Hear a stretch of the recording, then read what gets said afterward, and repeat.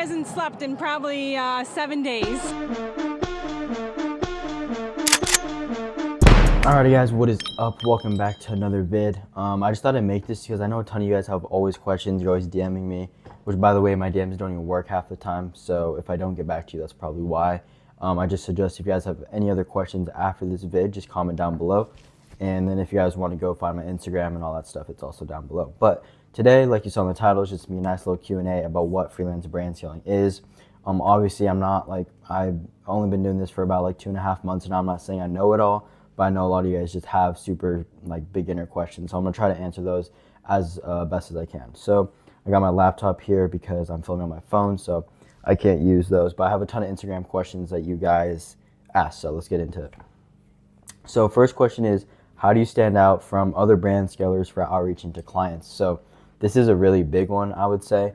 Obviously, because of Brez and all the big people, they've definitely blown this up super quickly, I feel. I don't like the word like oversaturated, because in any business model, there's gonna be competitors. You just gotta find a way to like, separate yourselves from that. So me personally, obviously I started out with the regular DMing, just doing my script, my pitch on Instagram. I ended up getting my first client that way, but it was after like a solid week and a half.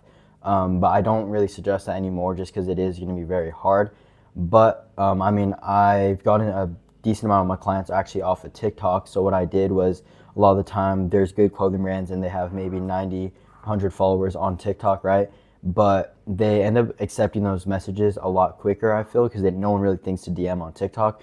And then when you go on their Instagram, they actually end up having 3, 4K followers on there. So yeah, that is a good tip for you guys, is outreach on TikTok, outreach on Instagram. You guys could also use Reddit, and you guys could also, just any platform. You could use Twitter. I've never tried Twitter, but yeah, any platform, just start DMing. It's not only Instagram.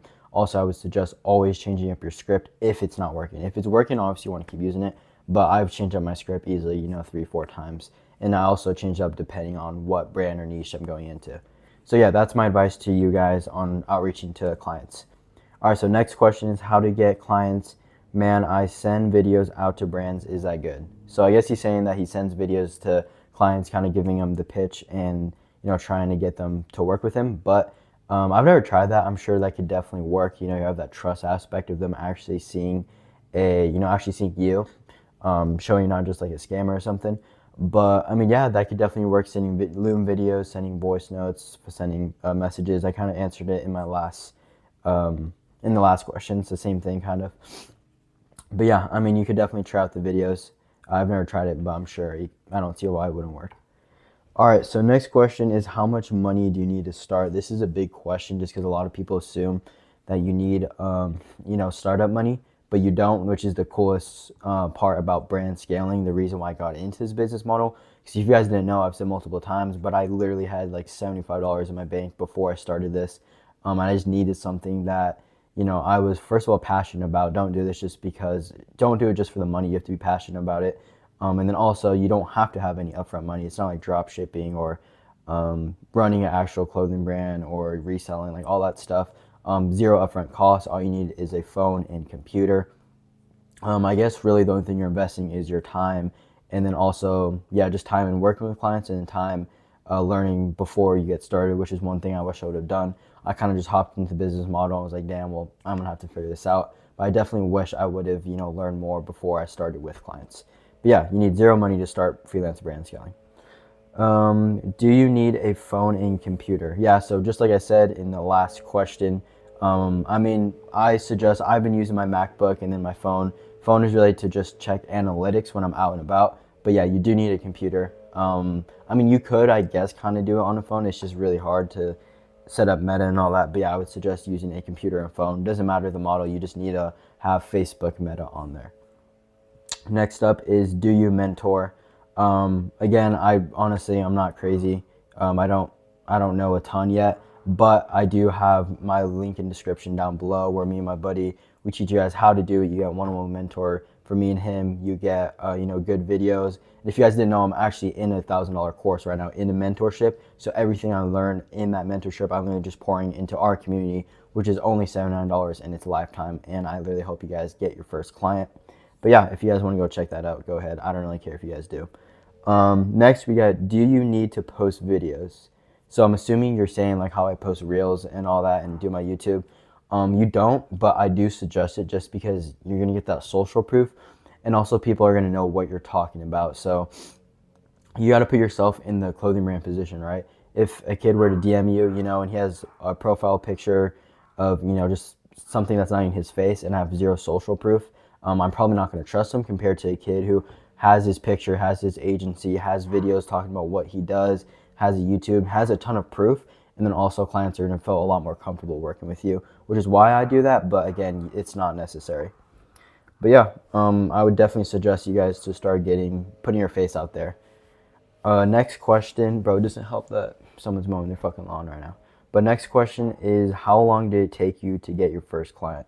So like I said earlier in the vid, it took me about like a week and a half.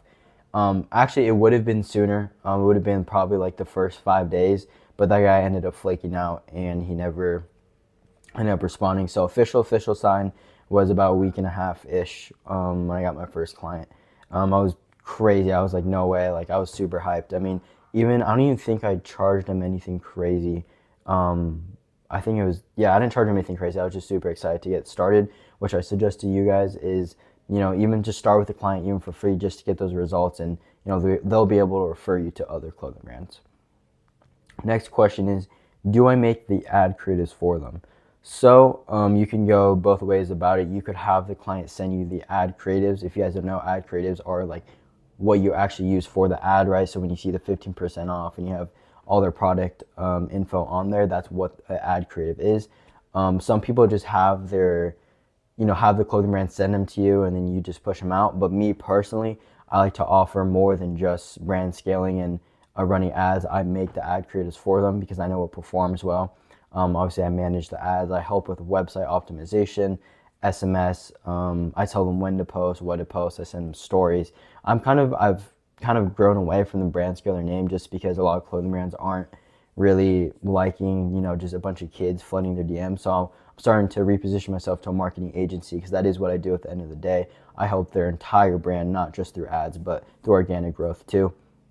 But back to the question, do I make the ad creatives for them? It's up to you. But I do suggest it. I just use Canva, and I could probably make a full vid if you guys wanted that on how to make the ad creatives. So next question is, what's your commission? And like, I guess he's saying like what I charge. At this point, it just depends, again, on the client. I'll have them fill out a type form so I get good background info. If I know they have a bigger budget and they're a bigger brand, I end up charging like usually 15% of sales just through ads and an upfront fee of like $350. And then if they're smaller, I could do like 10% of sales through ads and maybe like a $200 upfront fee. It all just depends on your client and what they're comfortable with. I am on 2 contracts right now where it's 10% of overall sales and 0 upfront fee, but I actually don't recommend that to you guys just because me personally, it's happened to me twice already where I'll work with a client and I don't put them an upfront fee so they don't feel the need to actually like communicate, and it's just a lot harder to work with them. So I always suggest putting them on some sort of fee so that they know like, oh, I already paid this kid, $150. We're already locked in, and they can't just flake out and leave because that's happened to me before. Next question is, how many clients do you have right now? So I've been doing this for about, again, like 2.5 months, 2 months. I actually have 6 active clients, and then I do have 3 potential calls actually throughout this week. I have 1 after this video, so that's why I'm trying to crank this out. But yeah, that's how many. I mean, I feel like me personally, I've grown pretty quick, but I would suggest you guys is to really just learn, watch videos. You could join our program. I break down everything and like what to do, and then once you kind of get that knowledge, then start outreaching.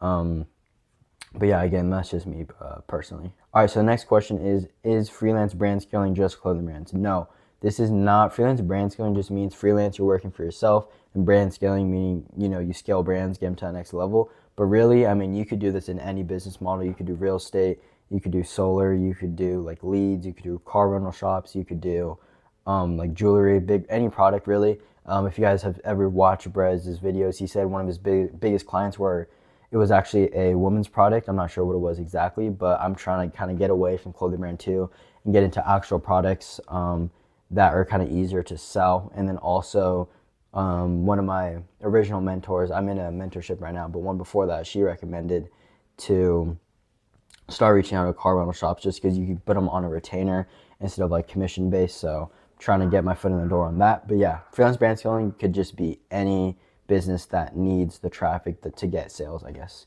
in the simple way. All right, yeah, but I mean, those were all the questions you guys asked on my Insta. I'll probably put out another form soon if you guys want me to do like a part 2. But yeah, those are frequently asked questions about freelance brand scaling, and I'll catch you guys in my next video.